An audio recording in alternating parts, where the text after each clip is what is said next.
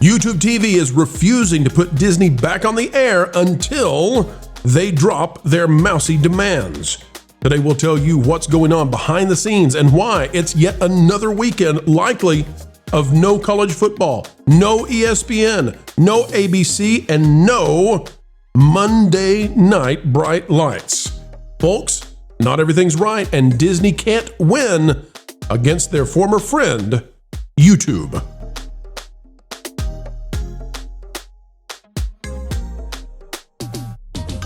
Hello, folks. Welcome back yet again, where we bring you the details you need to know, served up hot and on a platter of chatter each and every day, 4 times a day. As we get ready to dive into today's serving, folks, click the like button, and we'll get up to telling you why Disney's swerving, but YouTube will not be dismayed. They will not be denied, and they're going to force Disney to do what Bob Iger tried desperately not to do. Hey, Google, you're sticking it to Disney via YouTube. Out of the Hollywood Reporter, the negotiations did not go well. This is from Tony Maglio. Disney CFO is ready to fight YouTube TV, quote, as long as they want to, unquote. Carriage negotiations between the two media giants are ongoing. Now, to set the context, folks, we'd heard from our sources, and we are into a bit of speculation here, but we had heard that Disney desperately wanted to get this thing settled up before they did their earnings call that did not go well. Negotiations, we're hearing through the rumor mill, went late into the night, might say into the early morning, with Dana Walden, head of entertainment, and Alan Bergman, head of movies, trying to get something done with YouTube TV.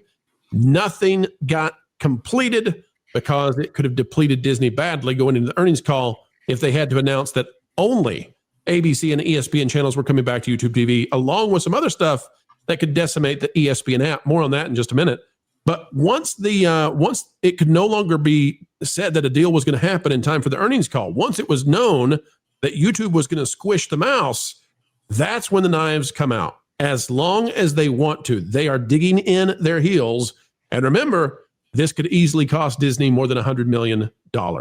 Hugh Johnston, the CFO of Disney, is ready to go 12 rounds, maybe 15. The Disney CFO said on CNBC Thursday morning that his company, in the midst of a carriage battle with YouTube TV, is ready to go as long as they want to. Says, we're in the middle of a negotiation right now, Johnston said on the Cable Business Network shortly after Disney reported in fourth quarter and full year 2025 financials did not go well. Things are live, they're happening, and we're ready to go as long as they want to. The timing for the strong statement is curious, as just yesterday, sources indicated to THR that talks between the two media giants, YouTube TV is owned by Google, had picked up and been more productive in recent days. Well, we're telling you why that happened, eh? On Wednesday, Tom Rogers, who co-founded CNBC, joined the same program to preview Disney's Q4 earnings and went on to talk about maybe Disney has lost some punch. Johnston replied and said, I think that's an exaggeration, a bit more than is reality. But he didn't necessarily say that it's completely off base. So on the face of this, ladies and gentlemen, I can tell you, things are not going well for Disney. Jonas, they're trying to punch up. And I don't think they've done this too many times. Deadline reporting the same thing from Jill Goldsmith, that Disney is going up against a behemoth here. YouTube under Google, they call it Alphabet, is something like 15 times the size as the entire Walt Disney Company. I'm not sure they can win this. Jonas, what is it that YouTube TV allegedly wants from Disney out of the ESPN app? You're muted, Jonas. You might be muted. It's a bigger multiplier this morning with the Disney stock price as low as it is at the moment. The market cap is even smaller than it was before. So the rumor going around is that Sundar Pichai from YouTube is actually, from Alphabet is actually involved at this point in the negotiations.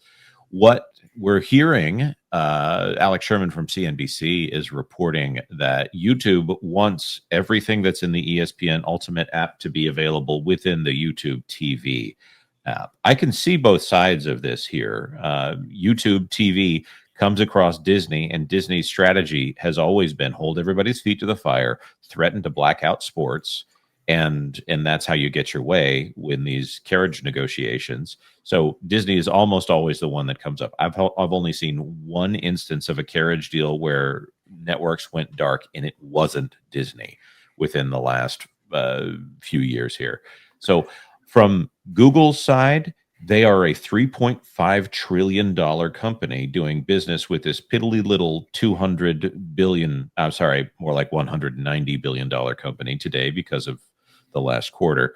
And they're saying, no, we're going to make an example of the next person that does this to us. And that person happened to be Disney. This is an interesting thing because YouTube could buy every single one of the programming entities that are feeding the things that Disney is using against them at this point. They could come up in a few years and say, you know what, we'll just buy the contract out from the NCAA or the NFL or the NBA, and they could work around this to where it's not a problem for them. But instead, it's over there at Disney, who on their side of it has an app that they're really wanting to sell, and they have their own cable replacement that they're really wanting to sell because they just had this antitrust situation where they have Hulu with live TV, and they announced a streaming service that was going to be a combination with Warner Brothers and Comcast. No, not Comcast. Comcast wasn't brought to the table. Fox, actual Fox, to try to offer all of their sports content on a single app. And Fubo said, well, all of the major players in the space working together to create a competing product. That sounds a lot like oligopolistic tendencies. But if you're below the Rio Grande on the map, they call that a cartel. And so they sued. And then Disney got into a settlement with Fubo to say, okay, we're going to avoid this monopoly charge by buying out a smaller competitor. And so now Disney has this competitor service, and they also have their ESPN streaming service. And now they say, oh, our customers over here, YouTube TV, we're gonna hold their feet to the fire and say, since we hold all the cards and we also hold the inferior product here, the one that customers will flock to if the prices go up, we're going to say we're not going to do business with you. In fact, we're going to black out all of these channels here. So the longer YouTube TV is dark, the greater the case for ESPN Ultimate at $30. By the way, that's the introductory price, or Fubo / Hulu with live TV comes for this part of the market. So I get both sides. This is a battle for the ages. A $3.5 trillion company versus a company that only has shady business practices at their disposal. Which is like a kitten with no arms or legs. I don't think kittens come with arms, but no legs, no paws up against Shaquille O'Neal in a wrestling contest. It's just, listen, the kitten torso is going to lose, Disney. I'm sorry, that's you. Marvin, your thoughts before we play the interview with the CFO from Disney. Did you catch when Johnston said that the losses that they're suffering are being offset by the people who are abandoning YouTube TV to go sign up for Hulu? Yeah, he said that during the call, and I was just like, well, that's exactly what YouTube TV accused you of trying to do. Yeah, because YouTube is basically saying they want so much money that it would force us to raise our prices, and then people will leave and go to Hulu. It's pretty much the game that Disney's playing, which is owned by Disney, and therefore is a well, it's a problem. And that may have been a major legal faux pas from the CFO of the Walt Disney Company, Hugh Johnston. Here he is on CNBC this morning, folks. We'll play what he had to say, and you're going to notice that it says Walt Disney EPS beats. Okay, but really, what we care about is the revenue, and the revenue missed badly. Revenue coming in at $22.5 billion. Now, that was slightly below expectations, and as Joe mentioned, the man is here, joining us first on CNBC, Hugh Johnston, Disney CFO. Also with us, our own Julia Forston. Good morning, good morning, good morning. Okay, so there's a whole bunch of things going on in this earnings report. There's some beats, there's some misses, there's buyback plans, dividends. Let's walk through it. Yeah, in some ways, good morning. It's, I think, important to take a little bit of a step back and say, how are we doing over a longer period of time? For the year, we delivered 19% EPS growth, which is, I think, pretty darn good. And in the context of the media and entertainment space, I think is very, very good. And over the last 3 years, we've actually delivered 19% EPS growth per year for the last 3 years. So overall, the company's strategy seems to be working awfully well. Diving a little bit deeper. Real quick, panel, given that Disney, once the bell rang, dropped 8%, you think that was true? You think it was going really well? No. I mean, the EPS statements are generally correct. Here's the thing that we were suspicious about. They have a $1.55 off of their EPS right now, earnings per share. Sorry, not going to try not to use acronyms if I can avoid it. There was on a metric that's like in the $6 range. They have negative $1.55 for the Hulu purchase. We thought maybe they'll make more money off of Hulu after they complete that sale. Nope. Hulu revenues are staying, or average revenue per user is staying exactly where it was. That's right. All right, a little bit more. We're into what I think are some of the most important metrics for the analysts. Number one, DTC, terrific quarter. 12.5 million sub ads, 40% operating income growth, hit $1.3 billion this year compared to $100 million last year. And then the experiences business grew revenue 6% and grew operating income 13%. So overall, we're leaving the year with a lot of momentum, both on entertainment and on the experiences business. And as a result of that, we guided to double-digit EPS growth for the year, doubled the share repurchase, 50% increase in the dividend. Overall, we feel good about being what I refer to as an earnings compounder, and I think eventually investors are going to get conviction around that as well. I know everyone's got questions at the table. What was the dividend choice, meaning to do this? Now we're going to skip ahead from the dividend choice because ultimately what that's about is what can we do to save our keisters? Because, at least that's my thought, and maybe the panel would disagree on that. But I think that they needed something shiny. They didn't have anything shiny. And a dividend, well, that's something they can try to win with. Okay? So let's talk about the YouTube deal. We're going to skip ahead just a little bit to find that one. Theme parks, Squawk Box. Where we got here? Where we got? Come on. Wasn't their last dividends like a whole 10 cents? Yeah. And then they doubled it. And they're like, it went up by 100%. Thank you. Right. Yeah. Here's what they say on subs. The retention and frankly, make the service more valuable over time. And then in terms of the parks division, can you give a little bit more color to what you're seeing in terms of... Hang on, folks. We got that mistimed. We'll back that up a little bit. Here we go. At a time. Same thing with share repurchase. To double the share repurchase to $7 billion, that's a signal that says, look, we expect cash flow not to be strong just for this year, but for a number of years going forward. Give us some insight into what's happening in the streaming division. You added more subscribers than expected, but you also had the Charter deal, and you also launched the ESPN app. What are you seeing in terms of putting all your ESPN content on streaming due to the value of the bundle? Yeah, it's actually doing very well in the things that we find most important. Number one, reducing churn. And wait a minute. I thought money was most important. That's funny. Number two, increasing engagement. If you look at the sub increase, let's say that reducing churn, if they're giving away the product for free, people aren't leaving. That's what they're saying for Disney Plus and Hulu. So that's not a real metric. If I'm going out and I'm emptying my wallet and paying people $1 every time I move my hand, and they're not moving their hand away while I continue to give them money, then that's not reducing churn. That's just burning cash. Well, here's the other thing. The reason we played this, so folks understand, is what he's talking about is this ESPN app. This actually weighs in dramatically into the fight between YouTube TV and Disney, because Disney is trying to migrate a ton of content away from ESPN into the ESPN app, and then still charge, at least this is my opinion about it, then charge the cable carriers, the companies, the same amount or more for ESPN, while they're trying to send people to the app instead of the channel.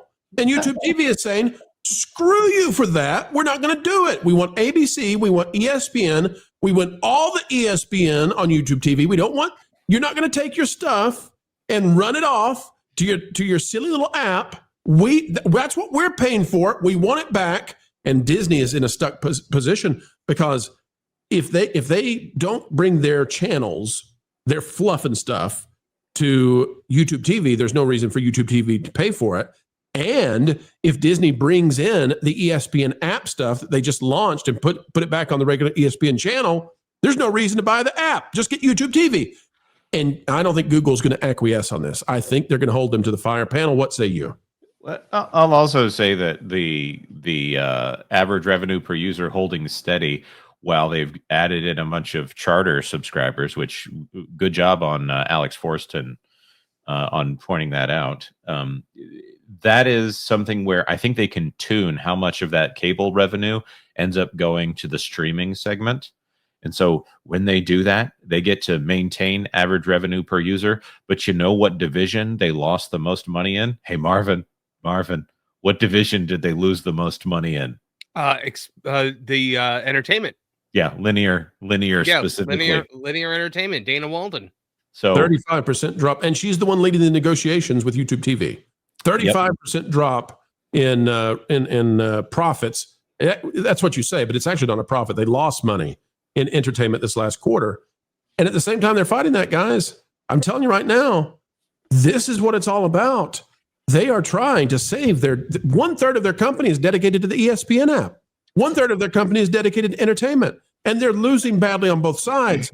And Google is saying, no, you're not going to strip ESPN down, the channel on linear TV, and take all the stuff that people want and put it on your app. We're going to get that. And Disney doesn't have an answer. Wizard, what do you make of it? Yeah, I mean, we could come at this from every angle, and no matter what, in all of these earnings calls and all the announcements, every time we do this, it's here's something bad. We're going to paint it to look like it's good and continue this operation like we're pretending like things are great when things are not so great. My biggest takeaway from all of this is that for the first time, we are now getting people that Disney has not upset, buyers and customers. We are now getting buyers and customers that Disney had not upset previously that are now upset and are waking up to the Disney game. So whereas previously it was Star Wars fans, theme park fans, Marvel fans, now Disney is upsetting their sports fans, their ABC fans, their news fans. They can't help but upset someone. And it's always by them trying to do something greedy and I would say short-sighted. They would say it's a long-term play, but these are very short-sighted offenses that are happening here. And people are not forgetting. The entire sports sector of entertainment, people are pissed off, and they have every right to be pissed off. That's my biggest takeaway. And then seeing how they're spinning this, like this is a great thing. Things are working out here. It's like I don't know.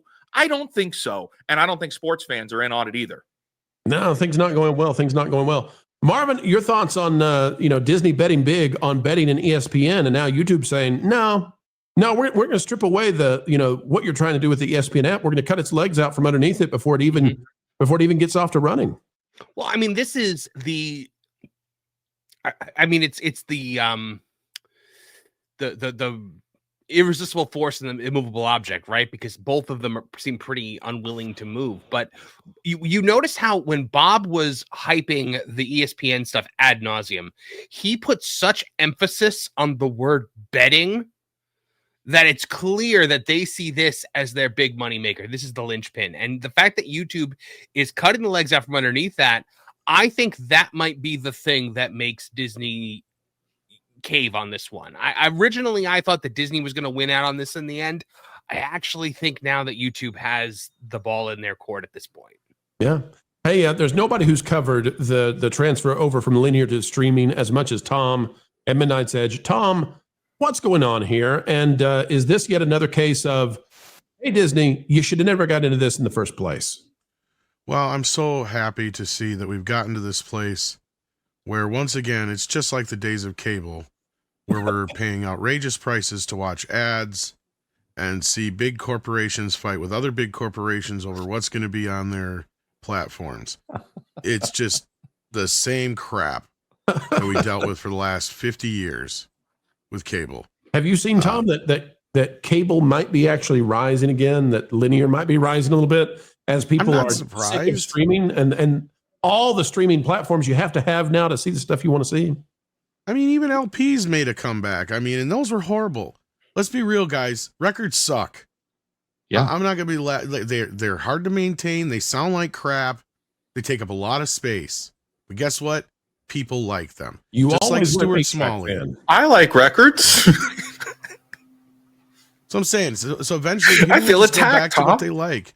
No, but my point is people will eventually go back to what they like. You know, the same thing with streaming. I'm not surprised people are like, you know what? I had less to deal with cable. I'm just going to go back to cable.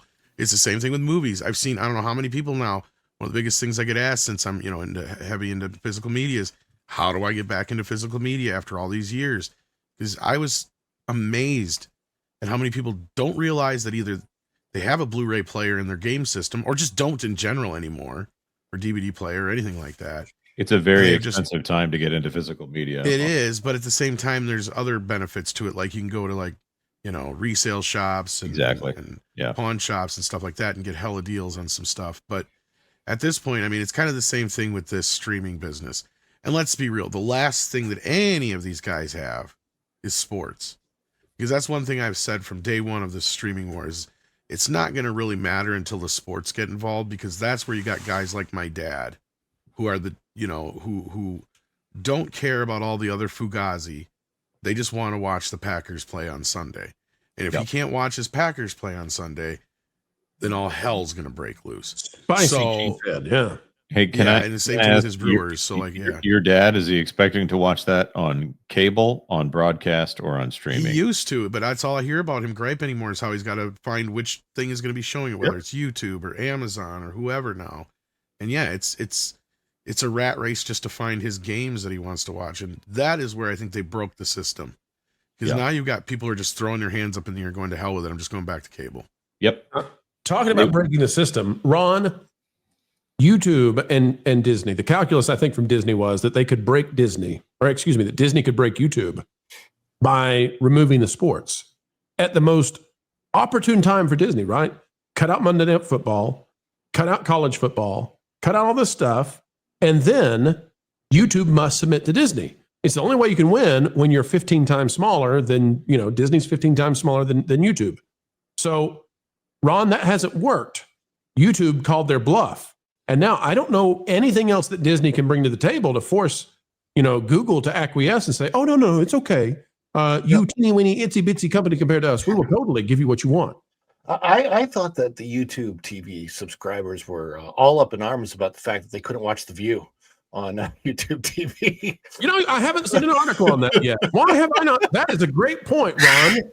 Why is there not an article saying, where's my whoopee? Where's my whoopee? Here's what I like. When you point out that the entertainment division is down 35% for the year, what in my head, I'm thinking to myself, Disney has divided their company up into so many different divisions that the right hand doesn't know what the left one is doing, right? It's this point, it's the point in time where nobody knows what is going on at the company, and nobody's doing a good enough job to keep anything propped up well enough. And it's clear that they should be focusing more on their parks than anywhere else. That's where they make the most money. But now you have Disney Plus, which they have to produce content for. The thing that they probably like about sports is they don't have to produce the content. So they can just show the content.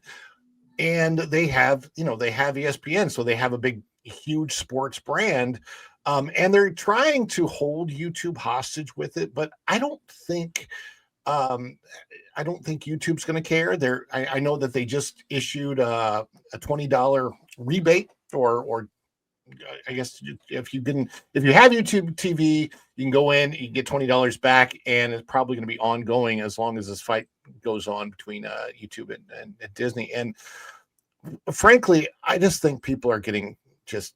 Like Tom said, it's like we're back to the days when everybody wanted to cut the cord from cable simply because it was a lot less. I mean, you used to be able to cut the cord to cable, have Netflix and Prime and Hulu, and be done with it, right? You get everything you want, and then if you got a digital antenna on your television, you can pretty much watch the sports you want. And it is changing so rapidly, and it's changing at a time when the price of insurance is skyrocketed for home insurance, for car insurance. Families' budgets are getting crunched everywhere they can. And that's why people aren't going to the movies. They can't pay $20 a piece for a movie ticket. You can't pay $90 to get a service that now you're not getting everything in the service for anymore. And then they want you to switch over to another service. It's becoming confusing as heck. When, like Tom said, you just want to watch the one football game on Sunday. That's all I want, right? So yeah, I think that in the end, I think it's a bad look for Disney more than anything else, because again, they have ticked off sports fans now. Like again, like Fake Wizard said, let's just tick off everybody. We've screwed over the Marvel fans, the Star Wars fans, the Pixar fans. Let's move on to sports and just tick everybody off because Walt shouldn't be revered enough. Yeah, only 5%, according to a recent study, blame YouTube rather than Disney. That's a bad find. It's telling. Very. All right, folks, we don't think that YouTube's going to budge. The negotiations go on, but the nudge that Disney had is gone. YouTube calling their bluff. What will happen? Well, I hope, I don't know that it'll happen, but I hope that YouTube gets ABC and ESPN channels, kicks out the rest, and then says to all of its subscribers, you know what? Here's a 5% discount because we don't have to pay for that Disney stuff anymore. You know, we really hope that you felt this video was satisfactual. We know we had an actual good time participating and communicating with each and every one of you out there listening. It is a great honor, it is a great pleasure, even a responsibility to do this on a daily basis. You give us the dream job we love doing, and for that we can never say thank you enough. There's only one small favor we ask beyond what has already been done, and that is, folks, consider it. That is clicking the like button. Share, subscribe, click it, stick it to those pesky algorithms. It's the notification bell. And drop a comment right on down below. Let us know your thoughts, because your thoughts do indeed matter, no matter what the mainstream media would otherwise say. Folks, as we say every single time we end these videos, because we mean it, keep learning, keep growing, and keep having fun. Jump into the water! Why listen to music made by people and companies who really don't like you? Check out Vacation Radio today and prepare for all new content made by the people behind the WDW Pro Channel. It's the place you need for all the music. That should be fun.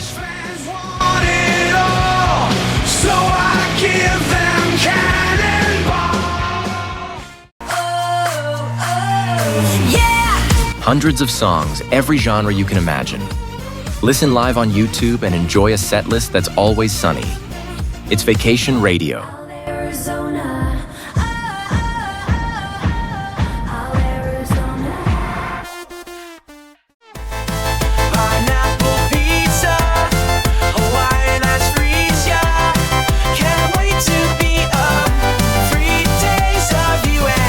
What are you waiting for? Every WDW Pro video has a link to Vacation Radio in the video description. Try it out and subscribe today.